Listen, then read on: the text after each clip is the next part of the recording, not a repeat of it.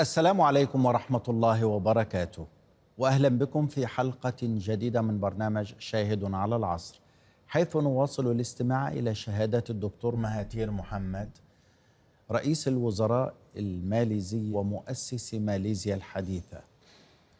معالي رئيس الوزراء، مرحبا بك. بعد تخرجك من كلية الطب، ما هو المجال الذي أحببت العمل فيه في مجال الطب؟ I wanted to do surgery, but I couldn't do it because I couldn't go to England. أنا لاحظت في مذكراتك أنك كنت شديد الانفعال والتأثر بمرضاك، لا سيما أصدقائك وأحبائك منهم. Yes, that is normal, I suppose. وأنا أعيش في مذكراتك أيضا تأكد لي أن مهنة الطب مهنة صعبة وقاسية لمن أحبها ومارسها بشغف ومسؤولية وأمانة. Yes, that is true because I deal mainly with people from the rural areas who were very poor. And of course, in those days, there were a lot of people suffering from malaria, tuberculosis, and other diseases which are not so prevalent now. لماذا تركت الوظيفة الحكومية وقررت أن تفتح عيادتك الخاصة في وقت مبكر عام 1957 وهو نفس العام الذي حصلت فيه ماليزيا على الاستقلال؟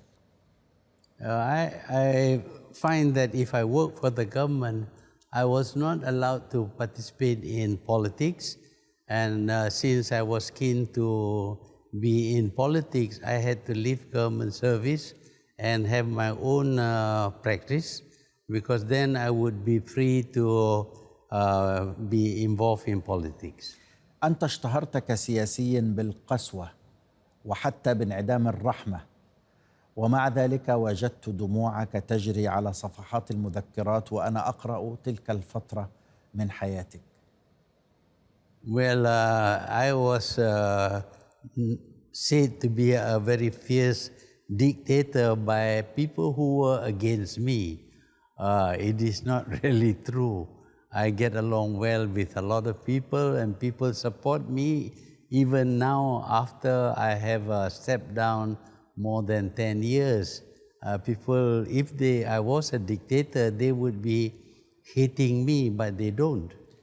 3 سنوات من العام 1957 وحتى العام 1960 تفانيت فيها في العمل في العيادة وخدمة المرضى ليل نهار دون إجازة أو راحة، حتى وصلت إلى حافة الجنون. هذا هو ما وصفت به حالتك في مذكراتك، عمل بالليل والنهار في خدمة الناس حتى الوصول إلى حافة الجنون. Well, I go into my clinic early in the morning, and I could not come out until late at night. So I don't see the light of day at all. And this goes on for 7 days a week. So you live a very unnatural life, seeing only the inside of my clinic and never anything else. Until late at night. When I go home, and even then I would have night calls and I would still go out. So the pressure was very, very strong on me, and at times I felt, rather depressed and I lose my sense of being in the community. قررت أن تذهب في إجازة، فرحت إلى هونغ كونغ، إلى اليابان، ووجدت عالما آخر غير الذي تعرفه في ماليزيا. Yes, that is true. I found a lot of people in Hong Kong, and they were all very busy. The shopping there was very good. And then when I went to Japan, Japan was rebuilding after the damage caused by the war, and the people there were working very hard, and they were extremely polite, quite unlike the Japanese who came to Malaysia during the war. يبدو أنك أحببت الإجازات في العام 1962، وهو العام الذي أنا ولدت فيه. قررت أن تذهب في إجازة إلى أوروبا، فبقيت هناك 3 أشهر تقريبا. ما الذي رأيته في أوروبا وشد انتباهك عما كنت تقرأه في الكتب؟ Well, I see countries which have been well developed for over centuries. They have developed their system, their environment, their infrastructure, and they all seem to be very well off. Their towns and cities were well built, and I find that they are very far ahead of us in terms of development of their countries. So this was very impressive because some of the buildings that I saw were almost 2,000 years old. Now, 2,000 years ago, Malaysia was a very primitive land with, we don't even know whether we had arrived in Malaysia or not at that time. هل شكل هذا الأمر صورة بقيت في ذهنك إلى ما أصبحت رئيسا للوزراء، فعدت بذاكرتك إلى هذا الوقت وأخذت هذه الصورة لتشكل ماليزيا الحديثة التي بنيتها؟ Yes, I was very impressed by the developed countries, and I asked myself, why is it that my own country is not like that? And I thought that when I became Prime Minister, I remembered this, and I thought that since I had the authority of the Prime Minister, I would be able to help the country to develop and catch up with the developed countries of Europe and also of Japan. تونكو عبد الرحمن فاجأ الجميع في مؤتمر صحفي عقده في سنغافورة عام 1961 بأنه ينبغي أن تتوحد كل من ملايا وسنغافورة وسرواك وبرونيو الشمالية البريطانية لتشكل فيدرالية ملايوية جديدة، فأثار ذلك الإعلان دولا كثيرة وعلى رأسها الفلبين. لماذا؟ Well, I think this bigger country to be called Malaysia would be a very significant growth for a small country, like if it is confined only to the peninsula. So the countries of Indonesia and the Philippines also would like to lay claim to the state of Sabah and Sarawak, and they objected to our enlarging our country to include Sabah and Sarawak and Brunei, and because they themselves would like to have a piece of the land in Borneo State. أما كان تونكو عبد الرحمن يدرك أن الصينيين والهنود ربما يشكلون 75% من سكان سنغافورة، وهذا يجعلهم أكثرية هناك بخلاف باقي الولايات الملايوية؟ He seemed not to realize that. I think he did not do a proper study before he decided on the formation of Malaysia. He thought that since Singapore's population, 75% were Chinese, and such states of Sabah and Sarawak had 75% people of indigenous origin, therefore they will cancel each other.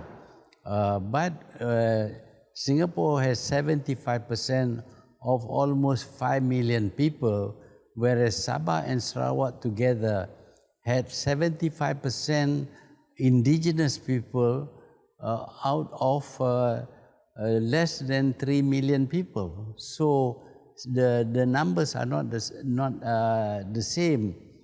The number of Chinese would be more than the number of indigenous people in the states of Sabah and Sarawak. This was not taken into consideration at the time when he made his decision.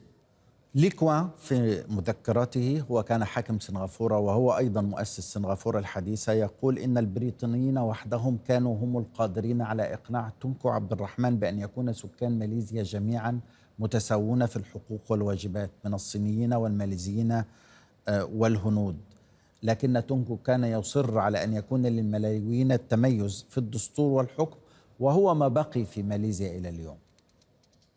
Yeah, by Malayan you mean the people of Malay origin, نعم. the indigenous people, the original الأصليين. people. نعم. Of course, these people were the people who built up the Malay states in the peninsula, and it is their country to which the Chinese and the Indians came. Like in any other country, if immigrants come in, they do not get the same privileges as the ordinary people who were the citizens. But if they want to become citizens, they need to accept certain conditions. But the immigrant people do not want to accept conditions like becoming Malay, using the Malay language as their home language, Malay culture, etc. So they are different from the indigenous people. And at the same time, of course, they are far more prosperous than the indigenous people. To catch up with them, the indigenous Malays must be given certain help, certain privileges. That is why it is citizenship, but not equal citizenship for the new citizens who still identify themselves as people from China and India. أنا سآتي إلى هذه المعضلة الملايوية، هذه المشكلة الموجودة في ماليزيا، والتي نص الدستور على إعطاء السكان الأصليين أو الملايويين حقوقا أكثر من الصينيين والهنود الذين جاءوا إلى البلاد. لكن نحن نلاحظ في كثير من الدول أن حتى المهاجرين بدأوا يحكموها، مثل الدول في أمريكا الجنوبية. حتى ساركوزي حكم فرنسا وهو ليس فرنسيا. Yeah.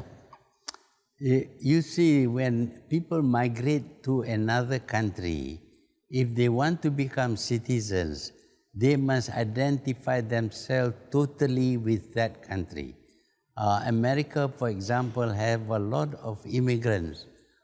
To become citizens, they must certify certain conditions, like accepting the English language of America as their home language, and they should regard themselves purely as Americans and not as people of foreign origins.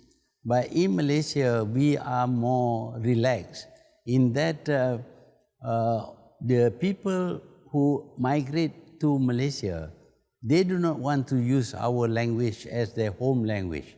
They want to continue speaking the original language of their own country. They do not want to attend the same schools as our school. They want their own country's school. They want to retain their own culture.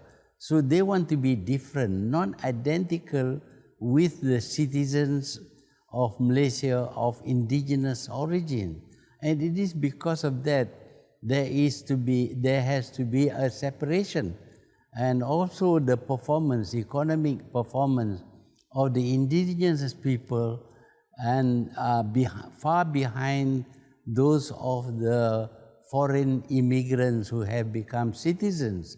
And because of that, the chances are that the indigenous people would be very inferior, very much inferior to the immigrants in terms of wealth, in terms of education, in terms of standing in the community. So to compensate for that, we have to give privileges to the indigenous people so that they can catch up with the immigrant citizens. But if the immigrants accept to forget their own country's, original country's language, accept the Malay language, and if they are Muslim, we do not distinguish them from the indigenous people. They have the same rights, although they were of foreign origins, but they have the same rights as the indigenous people, provided, of course, that they forget their countries of origin, they adopt completely the Malay language and custom and practices, and they are Muslims. Then they would be given the same status as the indigenous people. ولد الاتحاد الجديد عام 1963 وتشكل من 14 مملكة في النهاية أو دولة. تم الاتفاق على أن تسمى هذه الدولة عام 1963 ماليزيا. باختصار، كيف ولدت ماليزيا عام 1963 في شهر سبتمبر؟ Well, it came into existence by treaty, actually, by all the states signing to accept the country to be known as Malaysia, with a constitution based on the original constitution of the states of Malaya, and they become members of this federation of 14 states, and of course each one of them would have their own state council, but otherwise they have to elect members for the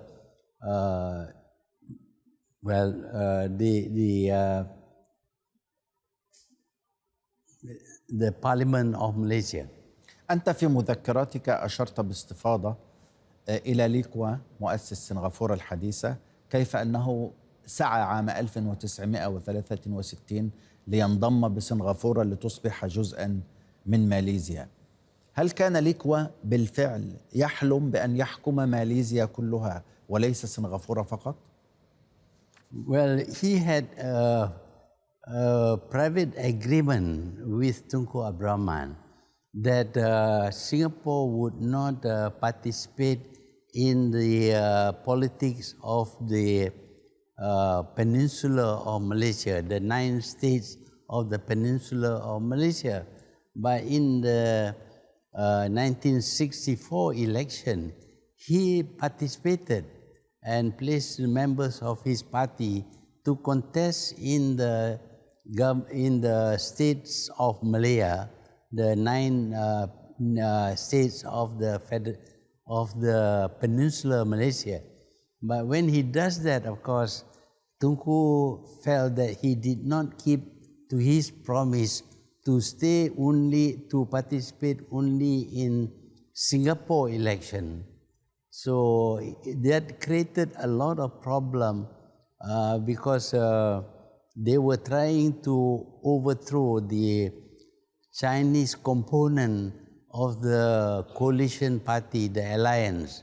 The coalition party had a Chinese component in the form of the Malayan Chinese Association, but PAP came in to contest against the Chinese from this party, and that causes a lot of problem for the government, for the alliance, because MCA was a member and is still a member of the alliance. ماليزيا بلد متعدد الأعراق، ينظر لكل عرق أو يوصف كل عرق بصفة معينة. الصينيون أنهم محبون للمال، الهنود أنهم ثملون عنيفون، الملايويون أنهم كسالى لا يحبون العمل. كيف تعاملت وتعايشت مع هذه المعضلة طوال حياتك؟ Well, when I was Prime Minister, I tried to bring the races together to reduce the differences between them, to reduce the disparity in their wealth, for example. And towards this end, we tried to give some opportunities and give more training, more education to the indigenous Malays so that they can catch up with the more advanced Chinese. But as I pointed out earlier, the Chinese tend to remain very Chinese in the sense that they retain their language, they retain their culture, they retain, of course, their own religion. And this, of course, causes a different separation between the Malays and the Chinese because of these many differences which we agree upon. We tolerate these differences, but at the same time, of course, the citizenship treats the indigenous people differently from the people of Chinese origin. But if they become Muslim and they adopt the Malay culture, the Malay language, and they become totally identified with the original citizens of Malaysia, as happens, for example, in America, where they adopt the American culture, the American language, they would be treated like the indigenous people. أنا قرأت مذكراتك وهي حوالي 1000 صفحة، مذكرات ليكوا حوالي 1000 صفحة، بخلاف طبعا أضعافهم من المعلومات الأخرى، لكني لاحظت هنا أن القضية العرقية كانت تلعب دورا كبيرا في الصراع والتنافس داخل ماليزيا. Differences play a role because we are in fact very different. We still retain our identities. The Malays regard themselves as indigenous people of the peninsula. The Chinese still retain their Chinese identity, and the Indians retain their Indian identity. It is unlike what you see in America, where people from Europe, people from the Middle East, people from Asia live in America, but they don't call themselves Chinese or Indian or Germans or whatever. They call themselves Americans. لكن أيضا يتكلمون عن التجمع الصيني، التجمع الهندي، هذا من أصول إيطالية، هذا من أصول، هذا موجود في أمريكا، لا أحد ينكر أصله. No, I don't think so. They speak, all of them speak English, and after 2 generations, they cannot remember their origin from Europe or from Asia. But here, of course, we still remember our origins, we still use our own language, and this makes the difference. If the adoption is total, including language and culture, and of course if they are Muslims, then we accept them as indigenous people. انخرطت أنت في العمل السياسي من خلال ترشحك في الانتخابات البرلمانية عام 1964. ظهر لي كوا كزعيم صيني منافس لتونكو عبد الرحمن كمرشح أو رئيس الوزراء وممثل للسكان الأصليين. نجح الحزب الذي يتزعمه لي كوا في عمل تظاهرات حاشدة في كوالالمبور، رغم أنه كان فقط يحكم سنغافورة، وهو في مذكراته افتخر بتلك الحشود التي استطاع أن ينظمها. ما الذي مثله بالنسبة لك بداية دخول البرلمان عام 1964؟ Well, Mr. Lee Kuan Yew not only identified himself as a Malaysian from Singapore, but he also identified himself as a Chinese Malaysian. And he participated in the 1964 election to contest against another Chinese party in Malaysia, the Malayan Chinese Association. Therefore, there is always this loyalty to the ethnicity, which Kuan Yew appears to to believe in. He still feels he is a Chinese he is a Malaysian, but he is a Malaysian of Chinese origin. نتائج الانتخابات أعلنت في 26 نيسان أبريل عام 1964، وكانت المفاجأة كبيرة. كسب التحالف 89 مقعدا من أصل 104، ولم يكسب حزبنا إلا مقعدا واحدا. هذا ما ذكره لي كوان في مذكراته. ما أسباب فشل لي كوان في أن يحصل على مقاعد في باقي ماليزيا بينما انحصرت مكاسبه على سنغافورة فقط؟ Well, in Malaysia, in the peninsula, he was quite new, and he does not understand the sentiments and the feelings of the three different races in the peninsula. And because of that, the people in the peninsula did not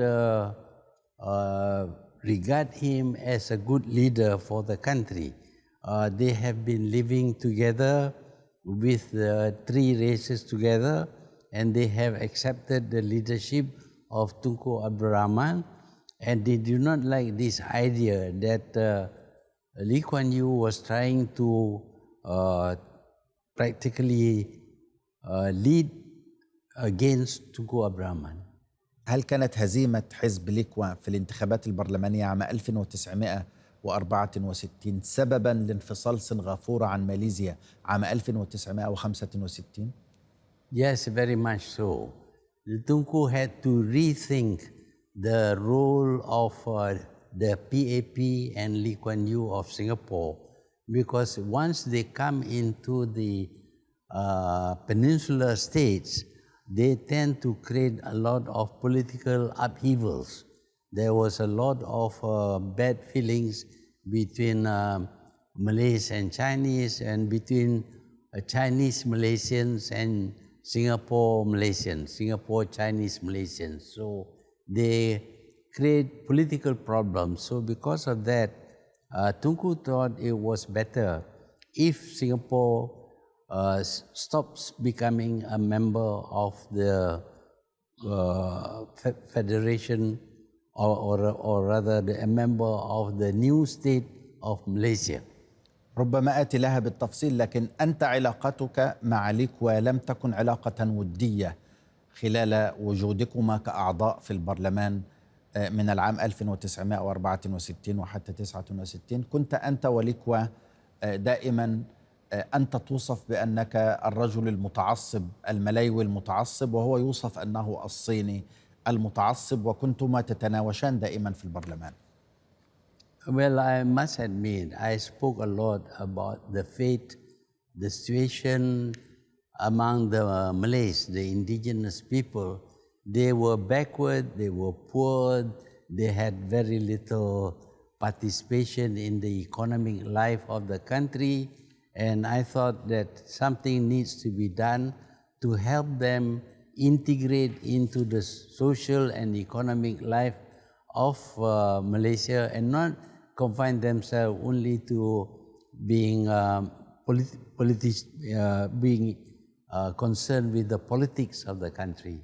And because of that, I was called a Malay ultra, a Malay extremist by the Chinese community, especially Kuan Yew, who calls me the Malay ultra. And of course, we look upon him as being too Chinese in his ways, not understanding the feelings of the Malays, not sympathetic towards them. And because of that, the Malays regard Kuan Yew as being anti-Malay, as being against the Malay people. كيف وازنت بين مهنتك كطبيب وعضويتك في البرلمان؟ Membership of parliament is not full-time, because the parliament sits 3 times or 4 times a year for short periods. It's not a continuous year-round sitting. So I had enough time to go back and continue with my practice. At the same time, of course, I tried to have a partner.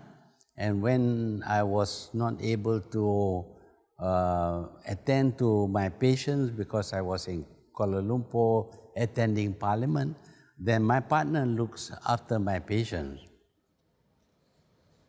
أنت كلفت بأول مهمة سياسية خارج ماليزيا بداية العام 1965 حينما رأست وفد ماليزيا إلى مؤتمر الشعوب الأفرو آسيوية الذي عقد في العاصمة الغنية أكرا، لكنك فشلت في أول مهمة سياسية لك. ما أثر ذلك عليك؟ Well, the Tunku, the prime minister at that time, was very pro-British and very pro-West. But this conference in Winneba in Ghana is a leftist kind of conference attended by people who were set up in colonial territories to overthrow the governments, and they were against the British. So when I went to this conference, without Tunku's permission, I went to this conference, and Tunku got to know about it, and he did not like the idea that a pro-Western country like Malaysia should be participating in a leftist organization like the Afro-Asian People's Organization. هل شعرت أن السياسة معقدة وتوازناتها صعبة في ذلك الوقت؟ Well, I thought that we should be neutral. We should not side either the West or the East, and we should be free to have a relation with all the countries of the world. But the Tunku had a very pro-Western policy.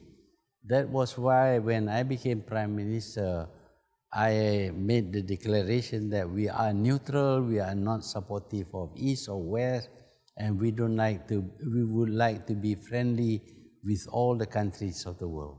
ليكوا كان يطالب بعدم منح الملايويين ما لا يستحقون، فالصينيون الماليزيون يعملون بينما المالاي كسالى.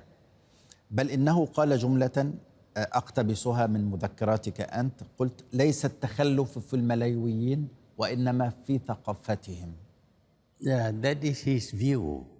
But that is not necessarily my view, or people in Malaysia do not have the same view. We feel that if we give the Malays opportunities, we give them education and training, they can catch up with the other races, especially the Chinese. Maybe they don't work so hard, but that is something that we can remedy. رغم أن انفصلت سنغافورة عن ماليزيا عام 1965، وكان هذا إعلانا من تونكو عبد الرحمن. تونكو نفسه هو الذي فصل سنغافورة عن ماليزيا. لكن هل تعتقد أن البريطانيين لعبوا دورا في هذا الأمر؟ No, I think the British were disappointed. The British High Commissioner in Malaysia did not seem to approve of the separation of Singapore from Malaysia. But of course, we were independent, and the Tunku has every right to make a decision on the separation. أنت علاقتك مع ليكوا لم تكن علاقة ودية. أنت اتهمته في خطبة ألقيتها في البرلمان في شهر مايو عام 65 بأنه موال للصينيين وأنه ذو توجه شيوعي وضد الملايو بشدة. هو اتهمك بالملايوي المتعصب المتطرف. هل كان يضايقك هذا الوصف منه؟ Well, I think it was not right. As much as he has the right to criticize me, I felt I had the right to criticize him. That is a democratic process. You cannot ask me just to say nice words to people when they do not do the right things. So he and I had differences in terms of our feelings regarding Malaysia. هل كان الخطاب الذي ألقاه ليكوا في البرلمان الماليزي عام 1965 سبباً رئيسياً في أن يعلن تونكو عبد الرحمن رئيس وزراء ماليزيا فصل سنغافورة عن ماليزيا؟ No, I don't think I could influence Tunku. Tunku never was never very supportive of me. He also felt that I was somewhat of an extremist, so I could not influence him. The reason why he decided Singapore should be separated was because Kuan Yew in 1964 participated in the election in the peninsula, and this has caused a lot of problem for the Chinese party in the government, the MCA. And he thinks that there will be clashes because he had two Chinese parties, big Chinese parties, fighting each other, and that will cause instability for Malaysia. في 9 أغسطس عام 1965 أعلن كل من رئيس وزراء ماليزيا تونكو عبد الرحمن ورئيس وزراء سنغافورة ليكوا انفصال سنغافورة عن ماليزيا، وأن كل من الدولتين يعترف بالآخر.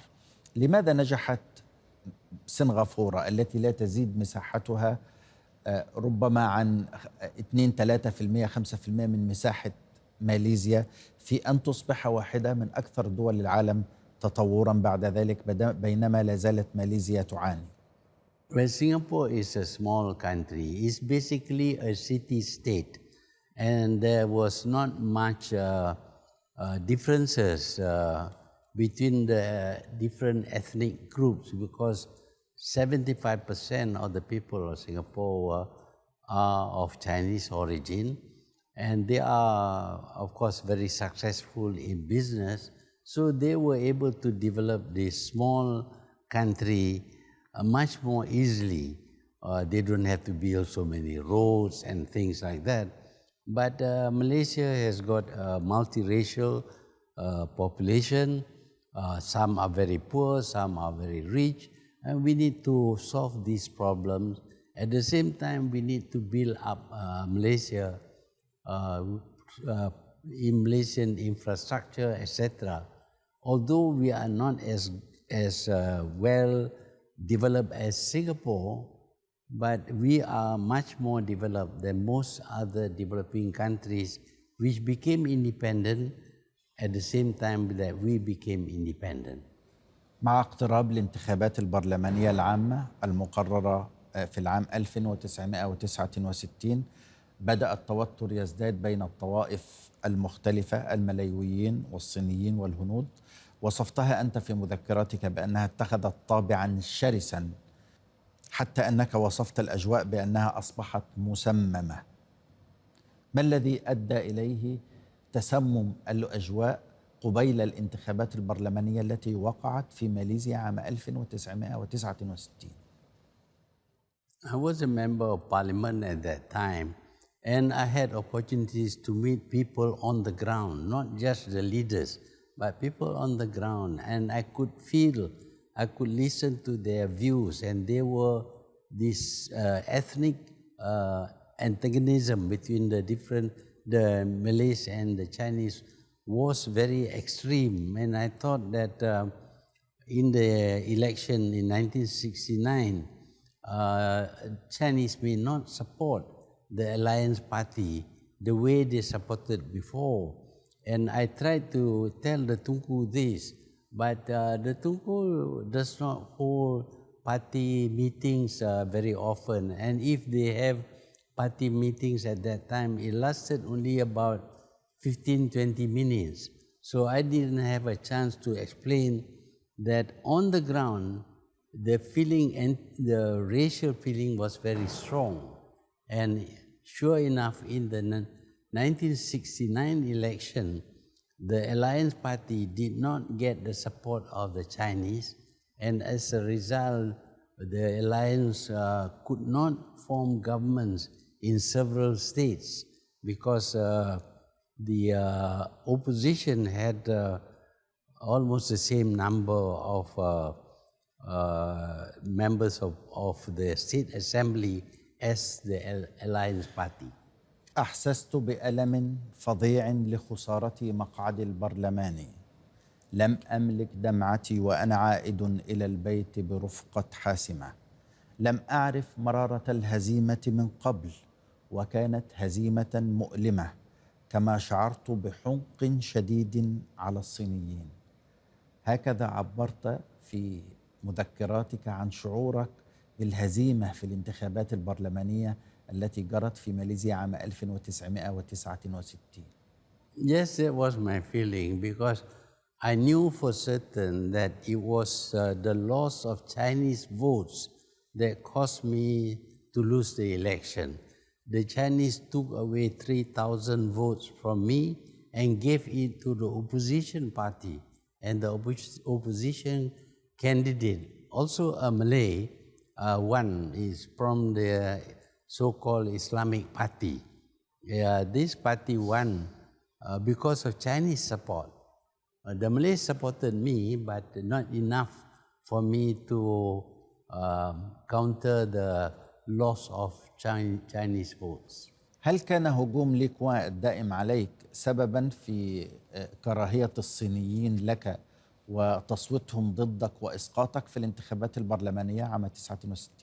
When you kept on calling me a Malay ultra, a Malay extremist, and of course he said a lot of things against me, and the Chinese people listened to him, and I think they believe him that I was a Malay extremist.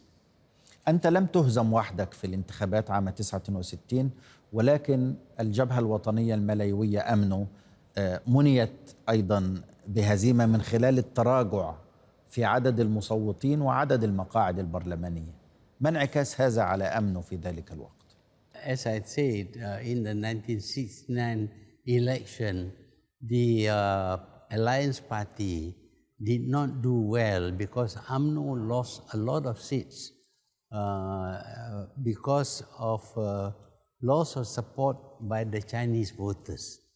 So it is because the Chinese did not vote for the Alliance Party and that caused the Alliance to be unable to form a strong government centrally, and at the same time in two states at least there was no government formed because both the opposition and the government had the same number of seats. أنت دائما في مذكراتك وحتى في خطاباتك وكلامك تنتقد الملايويين بشدة، فيما حتى أنك وصفتهم بالكسل والجشع أحيانا، وقلت: وما لم يعمل الملايويون فقد يستنقذون ذات يوم ليجدوا أن بلادهم لم تعد ملكا لهم وأنهم محرومون منها. Well, these Malays, indigenous Malays, I belong to the same race, and I was very concerned about their future. And I believe that it is the wrong value system that they have, which has caused them to be backward and poor. Actually, they have the same capacity as the Chinese or the Indians, but because they don't work hard enough, sometimes they are not honest, all these things affect their performance. And it is because of the bad value system they have, not because they are not capable, but they are capable if given the chance, but because of their bad value system, they don't work hard, they are not honest sometimes, and they, they don't put in their whole effort in their work, and because of that, they have not performed as well as the Chinese. So I think that if we can change their culture, their value system, they will perform as well as the Chinese or Indians. الملايويون رغم أنهم يمثلون الأغلبية، لكن الصينيين كما ذكرت أنت في مذكراتك نجحوا في أن يصبحوا أصحاب المركز الريادي في مجالات المال والأعمال، حتى أن 90% من أصحاب الملايين في ماليزيا هم من الصينيين. That is true because the Chinese have a civilization of 4,000 years. The Malays have a shorter civilization, and the Chinese have survived for 4,000 years because they have the kind of culture that enables them to succeed, especially in business. In business, they are extremely good in business. I think they can compete with even Europeans, and they can succeed much better than the Europeans if they are given a chance. But in Malaysia, when they came here, the Malay civilization was still very backward, and the Malay culture was very bad in terms of motivating them to get them to do well. And when you put these two different cultures together, obviously the people with a strong culture, strong work ethics, they know how to do business well and compete with people who have little knowledge even about a monetary economy. Of course, the people with less knowledge would not be able to compete with the people with 4,000 years of culture. That is what is happening in Malaysia. Incidentally, you use the word Malayan. Malayan refers to the people of Malaya, but we are Melayu. Melayu are the race, the Malay race, the indigenous race of this country. We are Malayan as citizens, but we come from the Melayu race. You see, and we cannot compete with the Chinese because they are very advanced. Even against the West now, you can see they can easily compete with the West and succeed. It's not easy for us with a shorter civilization to compete with this very vigorous civilization coming of the people of China. إذن الصينيون الماليزيون لعبوا الدور الرئيسي في نهضة ماليزيا. Oh yes, they have contributed, but the administration is largely dominated by the indigenous Malays or Melayu. And we provide good administration, and we were fair to the business people, and most of the business people were Chinese. And in this environment, they did extremely well. One has to remember that they came to Malaysia because their own country at that time was very poorly administered. In their own country, they couldn't succeed. They came here and they find that the British system of government was very good, free, and they were free to do business and do well. And when we became independent, we used the same British system to give investors, capitalists, opportunities. And of course, they did extremely well, and they were doing much better than the mainland Chinese until the mainland Chinese changed their philosophy, their ideology, and began to accept the capitalist form of government. بعد هزيمتك في الانتخابات البرلمانية في العام 1969 وقع إشكال كبير بينك وبين رئيس الحكومة رئيس الحزب الحاكم تنكو عبد الرحمن في ذلك الوقت، وطردت بعده من الحزب الحاكم. في الحلقة القادمة نبدأ هذه المرحلة. شكرا جزيلا لك، كما أشكركم مشاهدينا الكرام على حسن متابعتكم. في الحلقة القادمة إن شاء الله نواصل الاستماع إلى شهادة مؤسس ماليزيا الحديثة الدكتور مهاتير محمد. في الختام أنقل لكم تحياتي فريق البرنامج، وهذا أحمد منصور يحييكم، والسلام عليكم ورحمة الله وبركاته.